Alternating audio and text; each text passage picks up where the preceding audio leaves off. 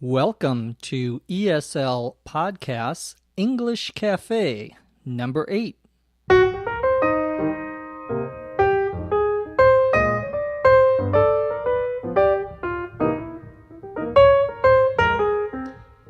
Well, that sound means it's time for another English Cafe.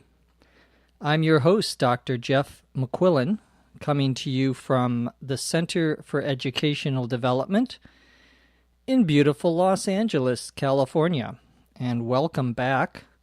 This is your place to learn about all things related to English and American culture. On the cafe today, we are going to talk about best-selling books again. We're going to talk about the Sundance Movie Festival, Dr. Phil, a famous psychologist here, Donald Trump, who's a famous businessman, and as always, we'll answer some questions. Let's get started.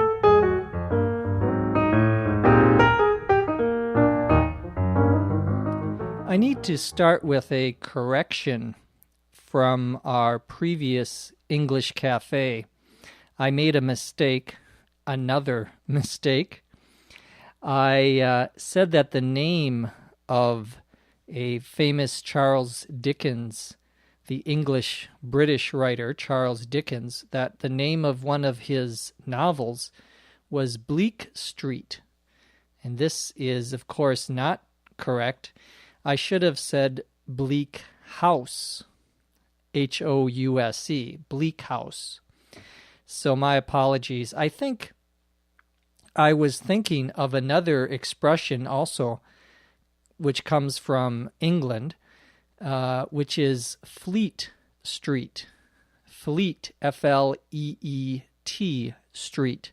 And Fleet Street is where all of the newspapers in London are located, on that street in London.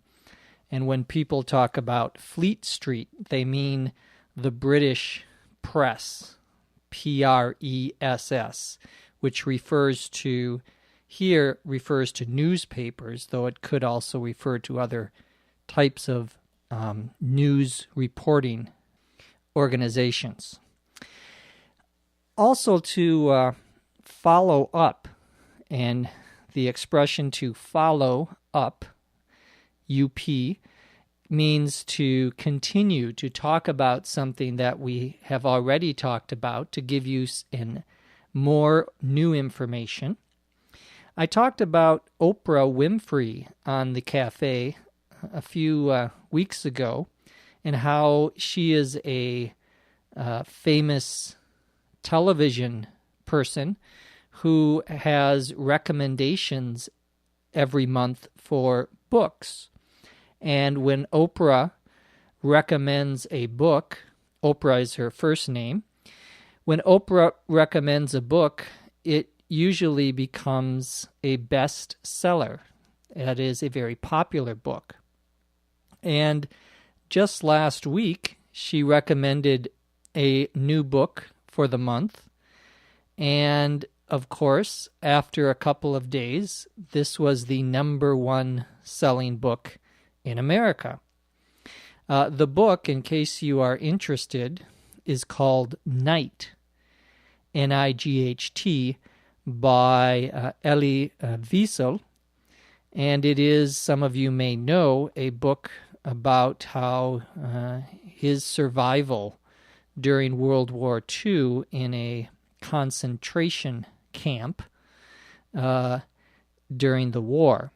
So, but that book is now has a new translation in English and is the number one book in America this week. Well, talking about books, I want to talk a little bit about another best-selling book this week. And it is also, interestingly enough, a famous television personality. And his name is Dr. Phil. Phil, of course, P-H-I-L, is short for Philip. And Dr. Phil is a psychologist, I believe. I don't think he is a psychiatrist. A psychiatrist has a medical degree, and a psychologist has a PhD degree. But in any case, Dr. Phil has his own daily television program, and he gives people advice about their relationships, about their boyfriends and their girlfriends and families and so forth. So he's sort of, he brings people on his television program and talks to them. Well, he has a top-selling book also this week. So Dr. Phil is very famous in the United States, and many people, if you say Dr. Phil, they know exactly who you're talking about. Well, moving from the world of books to the world of movies, this week is also a very famous movie festival, we would call it, Festival. A festival is like a big party. But when we talk about a film festival, we mean an event, when people come together and they watch movies all day. Usually this film festival is 2, 3, 4 days long. And so all the actors, actresses, and more importantly, the critics, and a critic, of course, CRITIC, someone who writes about the movie or book, in this case the movie, in the newspaper. Well, the most famous one for independent movies in the United States is called the Sundance Movie Festival. Now, independent means that they are made by someone other than the big movie, what we would call the studios. A movie studio, STUDIO, is a big organization, a big company. For example, let's see, lots of them here in Los Angeles. Most of them are here in Los Angeles. They have their headquarters here, meaning their main office here in Los Angeles. Down the street from me, very close to where I live, is Sony Studio, SONY. Of course, Sony is a famous electronic manufacturer, a company, Japanese company that makes electronic goods. But this is a entertainment part of Sony, and they have a big studio in a city very close to me called Culver City. Well, the independent movies are movies made by small companies, people who are not in a big company. The word that we sometimes use instead of independent is just indie, INDIE. And someone says this is an indie movie, not Indian, okay, indie movie. An indie movie is an independent movie, usually with a small budget. A budget, of course, is how much money you spend, so they don't spend as much money as the big movies. Well, the Sundance, SUNDANCE, Sundance Movie Festival takes place in Utah. It's in a skiing resort or a skiing town in the state of Utah, which is, California is on the coast, on the Pacific coast, and Utah is 2 states to the east. So next to California is Nevada, and next to Nevada is Utah. And so lots of people are talking about the new indie or independent movies. And these are often very excellent movies. So when I find out what the good ones are, I will be sure to tell you. Other news that I read today was somewhat interesting about a man who is very famous in the United States also. And he is a famous business person. In particular, he is what we would call a real estate magnate. Real estate, 2 words, R-E-A-L-E-S-T-A-T-E. Real estate means property, buildings, houses, land. That's real estate. Well, a real estate magnate, M-A-G-N-A-T-E, is someone who owns a lot of real estate, many buildings. And in fact, in New York City, for example, there are several buildings that are owned by this man, Donald Trump. One of them is called the Trump Towers. Trump, by the way, T-R-U-M-P. And he's very famous in the United States as being sort of, he thinks he's very important. And of course he is, but he's not humble. He's not, he thinks he's very important, and he tells everyone he's very important. And he's also famous because, of course, he has a television program. And that television program is called The Apprentice. The Apprentice, A-P-P-R-E-N-T-I-C-E. An apprentice, you may know, is someone who is learning to do something, some job, some profession.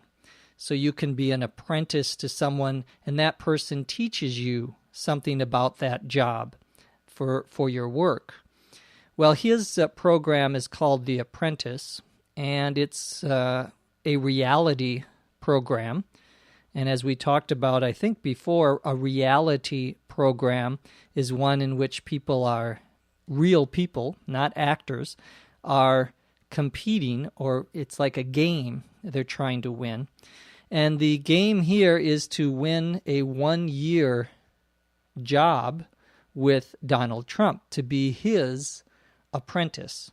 It's a very popular show, and he is in the news this week because there is a new book about him, a biography, and a biography, B-I-O-G-R-A-P-H-Y, is a book that tells the life story of someone. If you write your own story, we call that an autobiography. Well, there's a new biography about Donald Trump, and he doesn't like it.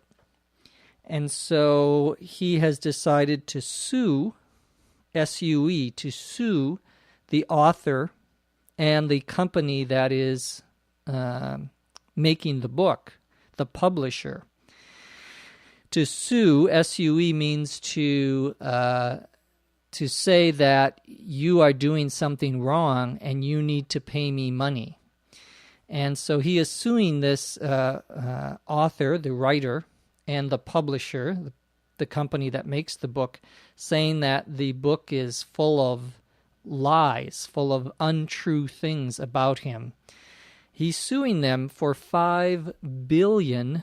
$5 billion with a B dollars. Now, you know $1 million that in English has 6 zeros, so $1,000,000.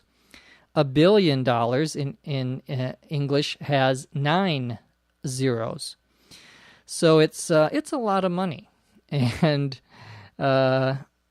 it will be interesting to see if he wins his case. His case is his demand to them that they pay him money.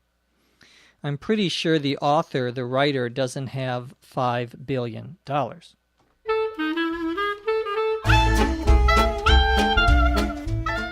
Now we're going to answer a few questions. The first question comes from Yuta, Y-U-T-A, in Tokyo, Japan. Yuta wants to know the difference between the words very and the word really. For example, it's very nice. It's really nice. I'm very sorry. I'm really sorry. Well, good question. Really, there isn't a big difference. People, if I say really instead of very, that might be a little more informal. I might say that to a friend, but not necessarily my boss. So very is, if you say it's very nice, it's a little more formal than it's really nice. Another difference between these is that, for me anyway, when I say really, it's almost the same as saying very, very nice, even more than very, just a little bit. That's how I would use those terms. Now, someone else, another native speaker, may use them differently, but that's, I think, how I use them. A similar question comes from Clotilde, Clotilde, writing from France, from outside of Paris, France, near Paris, France. And Clotilde wants to know the difference between pretty, P-R-E-T-T-Y, and quite, Q-U-I-T-E, when they are used as adverbs. For example, he is pretty good. He is quite good. Well, one difference is that, for me, pretty is he's good, a little good. He's pretty good. He's okay. But when you say someone is quite good, you mean he's very, very good. So someone who is pretty good is not as good as someone who is quite good. So thank you for that question. We've been getting a lot of email about the song lyric idea, and I want to thank those who have emailed me. I am still working on it in order to talk about the words of a song and to talk about them on the podcast. I need to get permission from the people who own the song, the company. And it's not that difficult, but I need a little more time to do that. So thank you for your patience. One question I got today from Ulrich from Germany. And Ulrich wants to know about the words that I use on ESL on English Cafe. If I could put a list of those words on the website, the ones that I talk about, and that's a very good idea. In fact, I have already started to do that on our website. If you are listening on an iPod, an iPod that has a screen, you can just click the center button on your iPod, and you will see a list of those words. I think you have to press the button 3 times. Well, we are going a little long today. I apologize. We're going to end the show. As always, we want to thank the most important person for ESL Podcast, Dr. Lucy Say, who provides our scripts as well as many of the ideas we talk about here on the cafe. From Los Angeles, I'm Jeff McQuillan. Thanks again for listening. We'll see you next time on the English Cafe. English as a Second Language podcast is written and produced by Dr. Lucy Say, hosted by Dr. Jeff McQuillan. This podcast is copyright 2006.